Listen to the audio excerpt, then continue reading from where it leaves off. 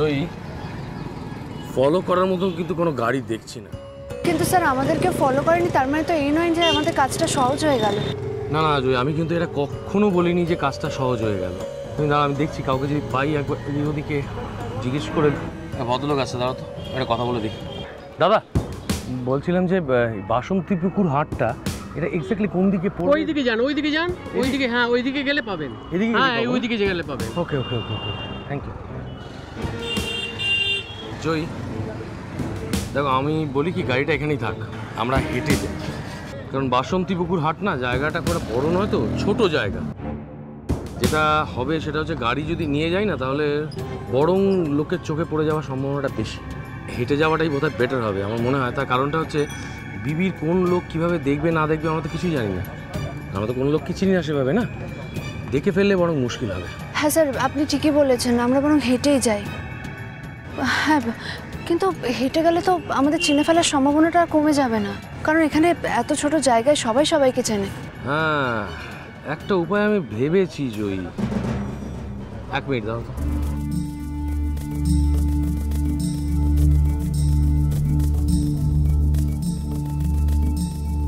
ছাতা? ছাতা কি হবে? জয়ী, আমি ভাবছি আমরা যখন রাস্তা দিয়ে যাবো না তখন ছাতাটা খুলে না ঝুঁকিয়ে ধরবো। তাহলে যেটা হবে সেটা হচ্ছে যে সচরাচর লোকজনের মানে চেনা জানার মধ্যে পড়বে না, তাহলে চট করে লোকে চিনে ফেলার সম্ভাবনাটা কম থাকে। তুমি তো শাড়ি পরে আছে, তাহলে লোকজন যদি দুমদাম দেখতে পাও তাহলে ওই ঘুমটা টুমটা একটু দিয়ে নিও। হ্যাঁ, বুঝতে পেরেছো? হ্যাঁ, চলো চলো।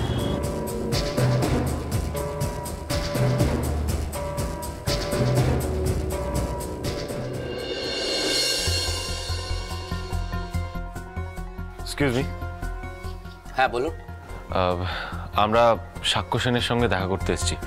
আপনি ওনাকে গিয়ে বলুন রিভু দাশগুপ্ত, বিশেশ্বর ব্যানার্জি আর ইন্দ্র দাশগুপ্ত ওনার সঙ্গে দেখা করতে চায়। আমি জানি আপনারা কে, কিন্তু উনি তো অফিসে নেই, ইনফ্যাক্ট কলকাতাতেও নেই। কোথায় গেছেন বলতে পারবেন? উনি মুম্বাই গেছেন। মিথ্যে কথা, আটার লাই। আপনি অফিসে এসে স্যারের সম্পর্কে খারাপ কথা বলতে পারেন না। আপনি ফুটবলে যত বড়ই কর্তা হন না কেন, স্যার আমাদের মাথা উঁচু করে কাজ করতে শিখিয়েছেন। না না প্লিজ, আপনি কিছু মনে করবেন না, উনি উত্তেজিত হয়ে বলে ফেলেছেন কথাটা আর কি। আচ্ছা, মানে সাক্ষ্য সেন কি একাই গেছেন নাকি সঙ্গে জয়ী দাশগুপ্ত? না, উনি একাই গেছেন। আর হিসেবটা তো মিলছে না। জয়ী সাক্ষ্য একসঙ্গেই আছে, কিন্তু কি করছে ওরা? আমার বিরুদ্ধে কোনো ষড়যন্ত্র? আমরা তাহলে আসছি। মেজদা ভাই চল।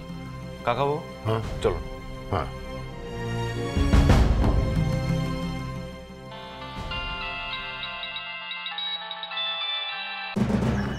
হ্যাঁ শান্তনু বলো। স্যার, ওই বিবি রিভুরা এসেছিল, আপনি যেমন বলতে বলেছিলেন আমি তাই বলেছি। Very good very good. কোনো সন্দেহ করেনি তো?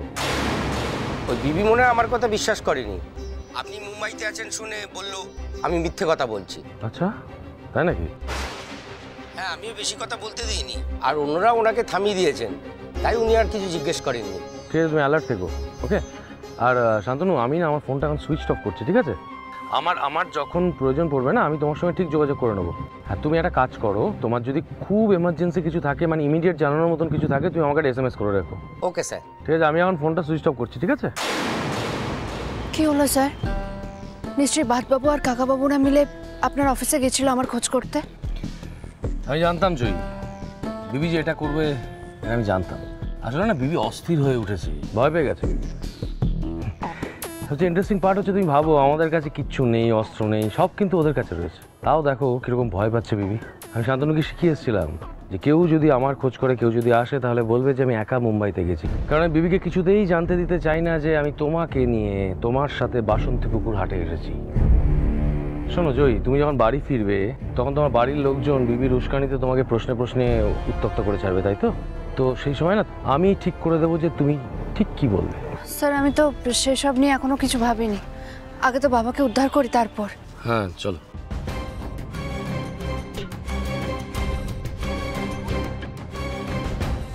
স্যার এক মিনিট, সামনেটা তো বাজার মনে হচ্ছে। কিন্তু এখানে কি বিবি রিস্ক নেবে বাবাদের আটকে রাখার? জয়ী, আমাদের গ্রামের ভেতরে ঢুকতে হবে, বুঝলে? হ্যাঁ চলো চলুন। সাক্ষ্য স্যার নিশ্চয়ই আমাদের এসএমএসটা পেয়েছে। তোমার কি মনে হয় রঞ্জন? জানো তো, আমার দিদি কিন্তু সাক্ষ্য স্যারকে খুব বিশ্বাস করে, আর সাক্ষ্য স্যার তো আমার ড্যাডকে একদমই বিশ্বাস করে না, মনে মনে বোধহয় ঘেন্নাই করে। আচ্ছা রিয়া, তুমি বারবার ওই নোংরা লোকটাকে ড্যাড বলছো কেন বলো তো? তুমি তো এখন জেনে গেছো যে তোমার বাবা কে, তাও বারবার কেন? সরি, আসলে অনেক দিনের অভ্যাস তো। তবে তোমাদের কি মনে হয় সাক্ষ্য স্যার কি আমাদের এসএমএসটা দেখে এখানে আসার চেষ্টা করবে, মানে আমাদের খোঁজ করার চেষ্টা করবে? কি কি কি মনে হয় তোমাদের? কি যেন নাম বললি, কি যেন নাম বললি? সাক্ষ্য, সাক্ষ্য স্যার। হ্যাঁ, সাক্ষ্য সাক্ষ্য সাক্ষ্য স্যার। কিন্তু ও আদৌ দেশে আছে কিনা, দেশে আছে কিনা? দাদা, হ্যাঁ, তবুও তো আমাদের আশা করতেই হবে। সবে এই ছেলে মেয়ে দুটো জীবন দেখা শুরু করেছে, একদিন এখানে আটকে থাকতে থাকতে ওরা এদেরই হাতে খুন হয়ে যাবে। না না, তা হতে পারে না। ভগবান নিশ্চয়ই একটা উপায় বার করবেন। আমি শুধু ভয় পাচ্ছি একটা জিনিসই, সাক্ষ্যবাবু যদি এসএমএসটা পেয়ে কল ব্যাক করে তাহলে তো ওরা সবকিছু বুঝে যাবে। না রঞ্জন, ফোন করলে আমরা এতক্ষণে বুঝে যেতাম, কারণ ওরা আমাদের ওপর অত্যাচার শুরু করে দিত, আর সেটা যখন করেনি তার মানে ফোনটা আসেনি। চুপ, কেউ আসছে মনে হচ্ছে, চালিয়ে যাও। বাবা খুব কষ্ট হচ্ছে, বাবা খুব কষ্ট। নাও তোমার পেটে ব্যথার ওষুধ, এখন একটা খাও, আর যদি না কমে আর একটা খেয়ে নেবে। ধরো। থ্যাংক ইউ দাদা। জলটা দাও। সহ্য যন্ত্রণা হচ্ছিল। থ্যাংক ইউ সো মাচ দাদা, থ্যাংক ইউ, থ্যাংক ইউ।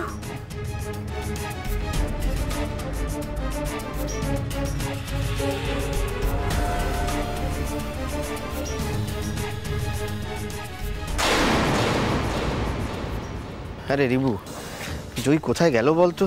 এটা তো চিন্তার বিষয়। আরে আমিও তো কিছু বুঝতে পারছি না, সাক্ষ্য থেকে আমি ট্রাই করলাম, সুইচ অফ বলছে। কি বললো? Switch off? মানে এক্স্যাক্টলি কি বললো? মানে না মানে ফোনটা বললো তো এনগেজড, কোন ভাষায় বললো? আপনার প্রশ্নের মানেটা আমি ঠিক বুঝতে পারলাম না। কি ভাষায় বলবে? কম্পিউটারাইজড ভয়েসে যেরকম বলে, বাংলা, ইংরেজি, হিন্দিতে, সেরকম ভাবেই বললো। কেন বলুন তো? বাংলা ভাষাতেও বললো? হ্যাঁ বললো। কেন? হ্যাঁ, না এমনি জিজ্ঞেস করলাম। মেজদা ভাই চল। চল। আচ্ছা একটা কথা বলতো, এবার আমরা কি করব বুঝতে পারছেন, মানে কি পুলিশের কাছে যাব? দেখ, পুলিশের কাছে গিয়ে কোনো লাভ হবে বলে আমার মনে হয় না, কারণ জয়ীকে পাওয়া যাচ্ছে না, বেশিক্ষণ হয়নি, কাজেই পুলিশ আমাদের কথায় কোনো গুরুত্ব দেবে না। আমি বলি কি, বাড়িতে চল, ঠান্ডা মাথায় ভেবে দেখি কি করা যায়। ঠিক আছে কাকাবাবু, আপনি চলুন। না তোমরা এগো, আমি আসছি, এটা ফোন করে আসছি। ঠিক আছে, আপনি তাড়াতাড়ি আসুন।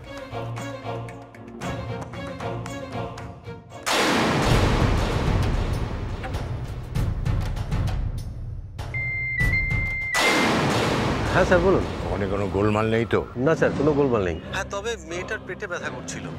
ওষুধ আনিয়ে দিয়েছি। শোনো, তোমার লোকেদের অ্যালার্ট থাকতে বলো, আর পাহারা বাড়িয়ে দাও। কেন স্যার, কোনো বিপদের আশঙ্কা আছে? কেন বাজে প্রশ্ন করো বলো তো ইডিয়েট? আমি কোনো গন্ডগোল চাই না। এখন রাখছি, পরে অবস্থা বুঝে ব্যবস্থা। ওকে স্যার, ওকে। সাক্ষ্যবাবু, শিয়ানা বুদ্ধিতে আমার সঙ্গে এঁটে ওঠা তোমার পক্ষে একটু কঠিন। তুমি বোম্বেতে কাজে গেছো, অথচ ফোন সুইচ অফ থাকাকালীন বাংলায় বলছে। কেন? মারাঠিতে বলার কথা। তুমি কি আদৌ বোম্বেতে গেছো? খুব জায়গা না, তুমি ভাবো এরকম একটা জায়গায় বুঝবো কি করে বলো তো, কোথায় আটকে রেখেছে এটা বুঝবো কি করে? স্যার আমার মনে হয় বাবাদের যেখানে আটকে রাখা হয়েছে সেখানে খুব একটা কারো যাতায়াত নেই। না না, সেটাই তো লাখ টাকার প্রশ্ন। রাখাটা কোথায় হয়েছে, সেটা কোথায়, জায়গাটা কোথায় যেখানে আটকে রাখা হয়েছে? দাঁড়ান স্যার, আমি ওই লোকটাকে জিজ্ঞেস করে আসি। সাবধানে সাবধানে জয়ী। হ্যাঁ, আপনি দাঁড়ান। এই যে শুনছেন? কিছু বলতেছো? হ্যাঁ, আচ্ছা এখানে জমিদারদের ভাঙা বাড়ি কোথায় আপনি জানেন? জমিদার বাড়ি? এখানে তো কোনো জমিদার বাড়ি নেই। ও সে কি, আসলে আমার বন্ধুরা বলেছিল এখানে একটা জমিদার বাড়ির পাশে একটা পিকনিক স্পট আছে। হয়তো আমি শুনতে ভুল করেছিলাম। ও, ইট খোলার পাশে যে ভাঙা বাড়িটা আছে ওটার কথা বলেনি তো? ওদিক পানে একটা নদী আছে বটে, তবে ওদিক পানে কেউ পিকনিক করতে যায় বলে তো শুনিনি কো। ওটা তো গ্রামের একদম শেষ প্রান্তে। ও ঠিক আছে, তাহলে একবার গিয়েই দেখি। আচ্ছা দেখো, গিয়ে দেখো।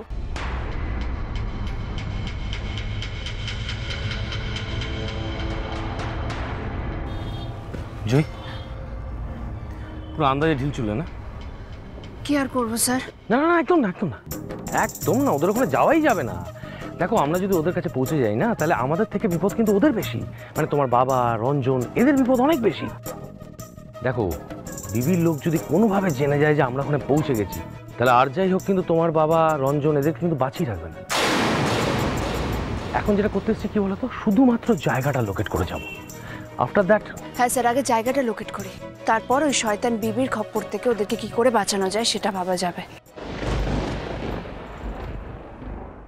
স্যার ওই তো, ওইটাই তো মনে হচ্ছে ওই ভাঙা বাড়িটা, ওই ইটখোলার পাশের বাড়িটা। আর নদীটা মনে হয় ওপাশটাই কোথাও আছে।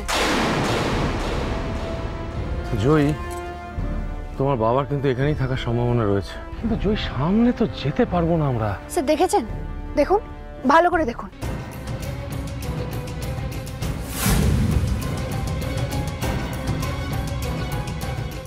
ওদের কোমরে পিস্তল গোজা, তো মানে ওরা ভালো মানুষ নয়। বাড়িটার সামনেই তো 3-4 জন রয়েছে। বিবির নির্দেশে যে দলটা তোমার বাবাকে আটকে রেখেছে, সেই দলটা নেওয়ার ছোট দল নয় জয়ী, যথেষ্ট বড় দল।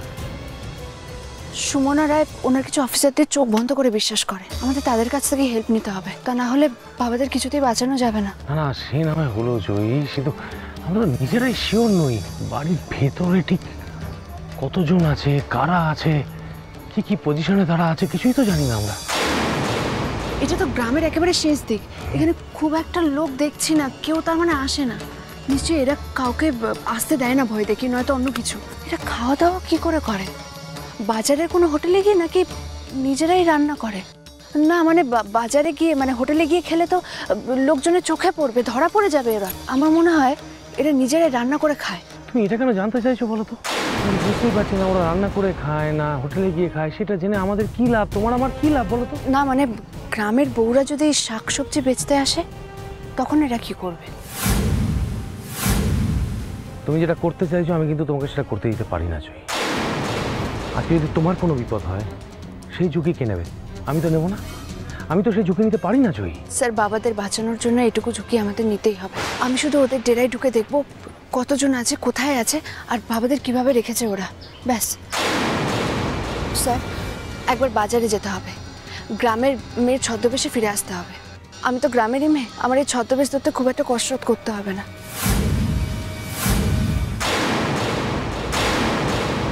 আরে না না মামাবাবু, আরে না না না, বাড়িতে সবাই ভালো আছে, চিন্তার কোনো কাজ। হ্যাঁ হ্যাঁ হ্যাঁ, না আমি আপনাকে যে জন্যে ফোন করলাম আর কি, বলছি যে জয়ীকে আমরা কেউ ফোনে পাচ্ছি না। না না, ও কাউকে কিছু বলেই যায়নি।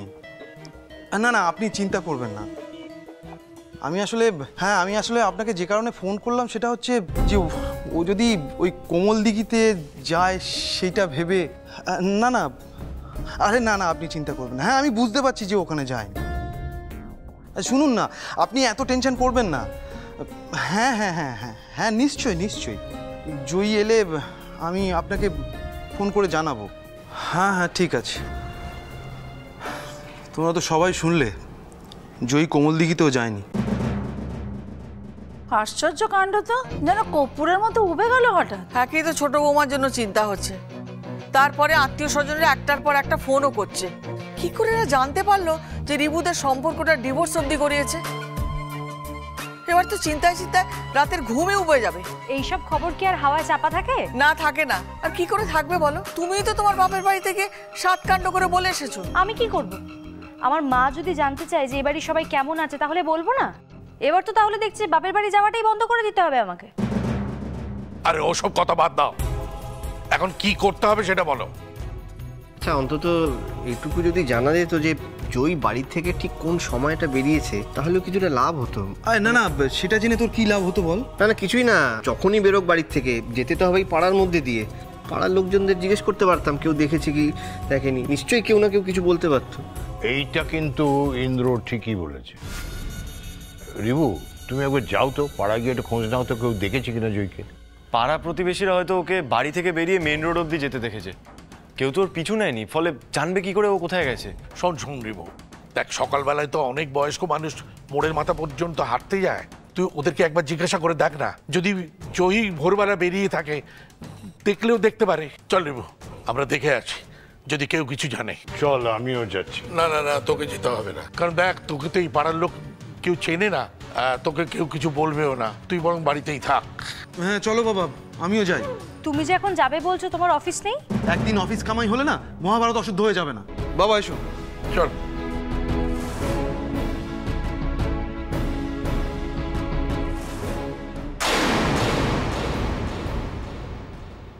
এই শোন, আমার মনে হয় কিছু গোলমাল ঘটেছে, বুঝলি?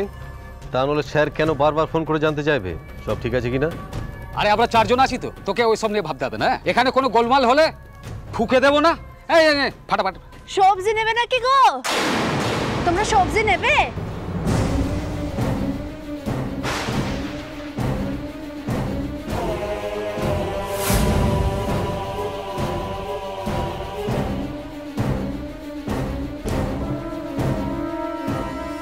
এই কে তুই? এখানে ঢুকে পড়লি যে? আমার নাম কমলি গো, আমি ওই বাসন্তী পুকুর হাটের দিকে যাচ্ছিলাম। তোমাদেরকে এখানে দেখে তো কও না, সবজি টবজি লাগবে তোমাদের? এই শোনো, আমাদের কিছু লাগবে না। হ্যাঁ, আর আমরা বেশি লোকজন পছন্দ করি না, আর আমরা যে এখানে পিকনিক করতে এসেছি কাউকে বলার দরকার নেই। যাও এখান থেকে। কি যে বলো না বাবুরা তোমরা। ও এদিক পানে গ্রামের লোকেরা কেন আসবে বলো দেখিনি? এদিক পানে ভয় পাই বাড়াবে না? আর একদম পা বাড়াবে না তুমি। যাও, কেটে পড়ো এখান থেকে। সেই মুকুটপুর থেকে আসছি গো। তোমরা যদি এই সবজি টবজি নাও তাহলে আমার আজকের দিনটা একটু বউনি হয়, তাই বলছিলাম। আচ্ছা, বাইরে আওয়াজ শুনতে পাচ্ছ তোমরা? হ্যাঁ হ্যাঁ শুনতে পাচ্ছি, মনে হচ্ছে বদমাইশগুলো নিজেদের মধ্যে কথা বলছে। নাও না গো, তোমাদের লাগবে না সবজি টবজি? কজন আছো? জনা দশক তো হবে। তোমরা সবজি নিলে কম পয়সায় দিয়ে দেবো, নাও না গো। এটা কোনো মেয়েদের গলা না? মেয়েদের গলা মনে হচ্ছে না। মেয়ে সবজি বিক্রি করতে এসছে, সে যাই হোক না কেন, আমরা যে এখানে আছি আমাদের অস্তিত্বে জানান দিতে হবে, যাতে বাইরে গিয়ে বলতে পারে যে আমরা এখানে বন্দী, সেই খবরটা যাতে দিতে পারে। বুঝতে পারছো তোমরা? আর পাচ্ছি না, কি পেটে ব্যথা করছে, এবার মনে হচ্ছে মরে যাবো আমি। কেউ আছো গো? কেউ আছো? পাচ্ছি না, কেউ আছো? বাঁচাও, বাঁচাও আমাকে। শরীর খারাপ লাগছে, আমার মেয়ের আবার পেট ব্যথা করছে, ওষুধ আর কাজ হচ্ছে না। কেউ আসো, কেউ বাঁচাও। ঘরের ভেতর কে আছে গো? মেয়ে মানুষের গলা মনে হচ্ছে, ডাকো না তাদের। তোমরা তো অত সব বুঝবে টুঝবে না সবজি টবজি। আমি বরং ওদেরকে কি বলে দেখে, ওরা বুঝে শুনে কিনতে পারে। ওটা এখান থেকে ওটা, আমাদের কিছু লাগবে না। শুনতে পাচ্ছ না, আমাদের ম্যাডাম অসুস্থ। যাও এখান থেকে। আচ্ছা যাচ্ছি গো, যাচ্ছি। এত করে বললাম, কেমন মানুষ গো তোমরা? উফ, কি খেয়ে বাসো তোমরা? হাওয়া খেয়ে বাসো নাকি? হোটেলের খাবার এভাবে আর কতদিন খাবে গো তোমরা? অত তেল ঝাল মশলা। উফ, অসুখ যেদিন ধরবে না সেদিন বুঝবে ঠেলা। কত করে বললাম সবজি টবজি খাই। এই ওই সবজিগুলি গ্রামে গিয়ে 5 কান করবে না তো? আমাদের ডেরার কথা বলে দেবে না তো? আমারও তাই সন্দেহ হচ্ছে। হাতে মেশিন আছে না, ফুকে দেবো না? এই চল চল চল চল, ফাটা, বাস বাস বাস বাস। এদিকটা মোটামুটি তো এখন অবধি দেখছি যা ঠিকই আছে। হ্যাঁ, ওই জয়কে আমি না করেছিলাম, এত রিস্ক নিয়ে গুন্ডাতে জেরা যেতে না করেছিলাম, শুনলে তো। না ঠিক আছে ঠিক আছে, তুমি একটা কাজ করো, তুমি ওদিকটা সামলাও, আমি এদিকটা সামলে নিচ্ছি, ঠিক আছে? আমি দেখে নিচ্ছি। হ্যাঁ হ্যাঁ ঠিক। এই দাও দাদা, ফোনটা রেখো না। হ্যাঁ, জয় আসছে। জানি না, মানে আপাত দৃষ্টি তো দেখে মনে হচ্ছে যে ঠিকই আছে সব কিছু। হ্যাঁ ঠিক আছে ঠিক আছে ঠিক আছে, আমি রাখছি এখন, ফোনটা সুইচ অফ করছি। হ্যাঁ আমি আমার দরকার মতন ফোন করে নেবো। ওকে ওকে ওকে হ্যাঁ। স্যার স্যার, এতদিন পর আমাদের খোঁজাখুঁজি সার্থক হলো। বিবি বাবাকে ওখানেই আটকে রেখেছে। বলেছিলাম না ওখানে আটকে রেখেছে তো? হ্যাঁ, বাবারা ওখানেই আছে, আর বেশ কয়েকজন গুন্ডাও রয়েছে, ওদের কাছে ফায়ার আর্মসও রয়েছে স্যার। বাবা ভেতরের কোনো একটা ঘরে রয়েছে। এদিকে ফোনটা একবার অন করেছিলাম একটা টাইমে, যে সময় ফোনটা অন করার কথা ছিল সেই সময় অন করেছিল। তো যার ফোন করার কথা ছিল ফোন করেছে, সে পাবলিক বুথ থেকে ফোন করেছে, তো ধরা পড়া করার চাপ নেই। এদিকে বিবি তো বুঝতেই পারছে না কি করতে চলেছে, সে তো আজই করতে পারছে না বিবি। স্যার আমাদের দেরি করলে চলবে না। হ্যাঁ, all the best, all the best. Same to you sir.